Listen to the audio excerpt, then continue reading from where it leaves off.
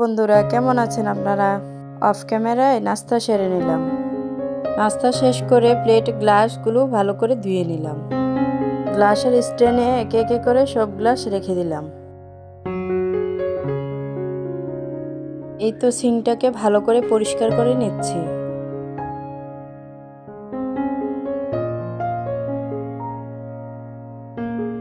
আমার ব্লগটি যদি আপনাদের ভালো লাগে সাবস্ক্রাইব করে আমার পাশে থাকবেন। প্লিজ একটা লাইক কমেন্ট করে জানাতে পারেন আমার ব্লগটি আপনাদের কেমন লাগে। তো ছোট ছোট রুমালগুলো আমি ভালো করে হুইল বাটার দিয়ে ধুয়ে নিচ্ছি। এই রুমালগুলি আমার অতি প্রয়োজনীয় জিনিস, যেমন চুলা মোছা, ফার্নিচার মোছা, টেবিল মোছা, এই রুমালগুলোরই প্রয়োজন পড়ে বেশি। এগুলো ময়লা হয় তাড়াতাড়ি।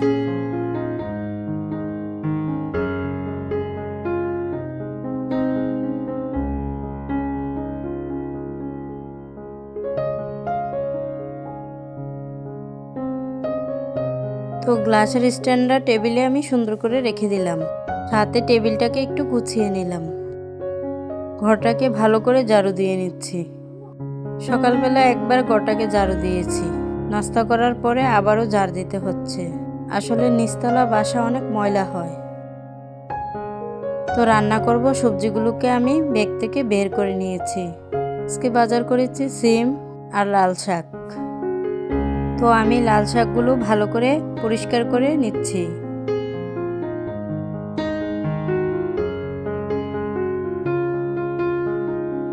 আমার লাল শাক বাছা শেষ, তাই আমি পানিতে ভিজিয়ে রাখবো অনেকক্ষণ। তারপর আমি ধুবো ভালো করে। আর এদিকে সিম কাটতে বসলাম। আর সিমের সাথে আলু দিব। আলুটাকেও কেটে নিচ্ছি। আমার তরকারি কাটা শেষ। শাক ভাজি করতে রসুন, পেঁয়াজ, কাঁচামরিচ, তরকারির জন্য পেঁয়াজ আমি একসাথে কেটে নিব। তো আমার সব কাটাকাটি হয়ে গেছে। শাকগুলিকে ভিজিয়ে রেখেছিলাম, তা আবার সুন্দর করে আমি ধুয়ে নিচ্ছি। মধ্যে দেখি কাঁচামরিচ এক প্যাকেটে রয়ে গেছে, তাই আমি বেছে নিচ্ছি। তো সবজিগুলোকেও ভালো করে ধুয়ে আমি রেডি করছি।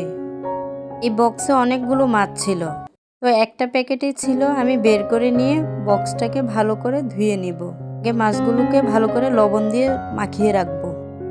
তো বক্সটাকে ভালো করে ধুয়ে আমি শুকাতে দিব। বক্সগুলো আমার অনেক উপকার দিয়েছে। মাছ মাংস অনেক সুন্দর করে রাখতে পারি এটির মধ্যে। আমার কাছে আরও এরকম 3-4টা বক্স আছে। ধনেপাতা শেষ হয়ে গিয়েছিল, আমার ছেলেকে দিয়ে ধনেপাতা আনিয়ে নিয়েছি। তো সেগুলো আমি বেছে নিচ্ছি। আর রান্নার সব কমপ্লিট করে আমি ছাদে চলে গেলাম। ছাদে কিন্তু লিলিমনিও চলে আসছে। ছাদের ঘরটাকে এবং ছাদটাকে আমি ঝাড়ু দিয়ে নিচ্ছি। এদিকে আমার গাছের সুপারি শুকাতে দিয়েছি।